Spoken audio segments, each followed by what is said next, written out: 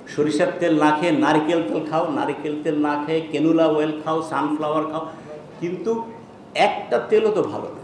কার্ডিওলজিস্টরা বলে তেল নয়, পানি দিয়ে রান্না করে খাও। অনেকে বলে যে ভাতের পরিবর্তে রুটি খেলে হয়তো ভালো, কিন্তু পাকিস্তান তো ভাত খায় না, বিহারের লোক বা পশ্চিমের ইন্ডিয়ান লোকরা তো ভাত খায় না, ওদেরকে ফ্যাটি লিভার আমাদের থেকে কম। আমাদের ডাটায় বলছে 33%, ইন্ডিয়া বলছে মোর দেন 30%।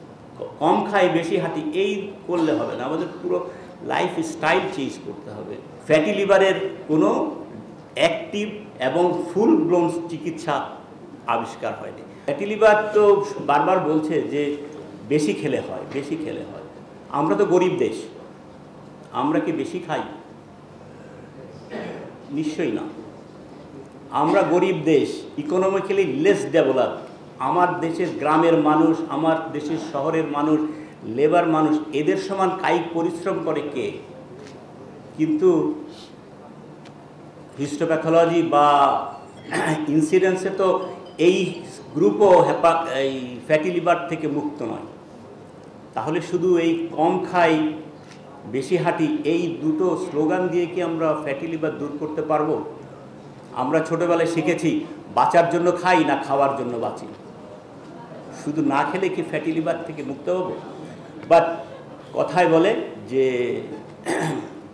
আইডিয়াল ফুডস, আমাদের বাঙালিদের ফুডের মধ্যে যদিও শাহিন বলেছে এটা 50-55%, কিন্তু আমাদের দেশের ম্যাক্সিমাম লোক এফ্লুয়েন্স সোসাইটি ছাড়া, শহরের লোক ছাড়া ভাত, আলুর ভর্তা আর মরিচ ছাড়া কী খায়? সো কার্বোহাইড্রেট তো আমাদের মোর দেন 80%। এর বাইরে কিছু তেল আছে, যেই তেলের কথা বারবার বলা হচ্ছে যে তেল কন্টেইনস ব্যাড ফ্যাট। অনেক বক্তা আছেন যে সরিষার তেল না খেয়ে নারকেল তেল খাও, নারকেল তেল না খেয়ে ক্যানুলা অয়েল খাও, সানফ্লাওয়ার খাও, কিন্তু একটা তেলও তো ভালো না। কার্ডিওলজিস্টরা বলে তেল নয়, পানি দিয়ে রান্না করে খাও, এবং that is the Real things. যদি পানি দিয়ে রান্না করে খেতে পারেন তাহলেই তেল থেকে মুক্ত হবে। কোনো প্রকার তেল আপনাকে ফ্যাটি লিভার বা সেফটি দেবে না। তেলের যেই অসুবিধাগুলি আছে শুধু ফ্যাটি লিভার নয়, ফ্যাটি লিভার ছাড়াও সেই তেলের জন্য আমাদের হার্টের অসুখ হয়। সো হার্ট থেকে বাঁচার জন্য আমাদের তেল থেকে বাঁচতে হবে। এছাড়াও বইপত্রে যেটা বলে সেটা হলো যে জেনেটিক ফ্যাক্টরস ডেফিনেটলি ফ্যাটি লিভারের জন্য অনেকাংশে দায়ী। সো আমাদের মতো, যেমন অনেকে বলে যে ভাতের পরিবর্তে রুটি খেলে হয়তো ভালো, কিন্তু পাকিস্তান তো ভাত খায় না, বিহারের লোক বা পশ্চিমের ইন্ডিয়ান লোকরা তো ভাত খায় না, ওদেরকে ফ্যাটি লিভার আমাদের থেকে কম। আমাদের ডাটায় বলছে 33%, ইন্ডিয়া বলছে মোর দেন 30%। সো রুটি খেলেও আমরা ফ্যাট থেকে বাঁচতে পারবো না, ফ্যাটি লিভার থেকে বাঁচতে পারবো না। তাহলে আমাদের উপায় কী? উপায় হলো আমাদের প্রোঅ্যাক্টিভ হতে হবে, হেলদি ফুড খেতে হবে, অ্যাক্টিভ লাইফ লিড করতে হবে, তাই না? এবং we have to maintain the standard wait, যেটা এখন আমাদের শহরের এফ্লুয়েন্স সোসাইটির বাচ্চা থেকে আরম্ভ করে বাচ্চার দাদা পর্যন্ত কেউই মুক্ত নয়, সবাই ওভারওয়েট এবং কন্টেনিং ভেরি হাই ফ্যাটস।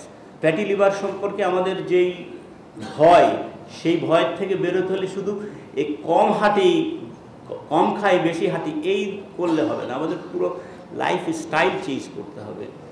আমাদের বারবার চেক আপ করতে হবে যে আমাদের অন্য ডিজিজগুলি আমাদেরকে কি অ্যাটাক করছে কিনা। আমরা কি ডায়াবেটিক, আমরা কি হাইপারটেনসিভ, আমরা কি হাইপারলাইপিডেমিক, আমাদের ফুড হ্যাবিটে কি কতটুকু ফ্যাট আছে, কতটুকু কার্বোহাইড্রেট আছে, আমরা কি পরিমাণ মতো প্রোটিন খেতে পারছি, আমরা কি ব্যাড ফ্যাট খাচ্ছি, এই কথাগুলি আমাদের মাথায় ঢুকাতে হবে, তারপরেই আমরা এর থেকে পাবো। রুল অফ 20 হলো যে অ্যাডাল্ট পপুলেশনে 20% ফ্যাটি লিভারে ভোগে। তারপরে বলে যে যাদের ন্যাশ হয়ে গেছে ওদের 20% সিরোসিস হবে, এবং ওই কম্পেনসেটেড সিরোসিস 20% 2 বছরের মধ্যে ডিকম্পেনসেটেড সিরোসিস হবে। তো এই যে সিকোয়েন্স, এই সিকোয়েন্সকে বদলাবার জন্য আমাদের আরও অনেক কিছু গবেষণা করতে হবে। এখন পর্যন্ত ফ্যাটি লিভারের কোনো অ্যাক্টিভ এবং ফুল ব্লোন চিকিৎসা আবিষ্কার হয়নি।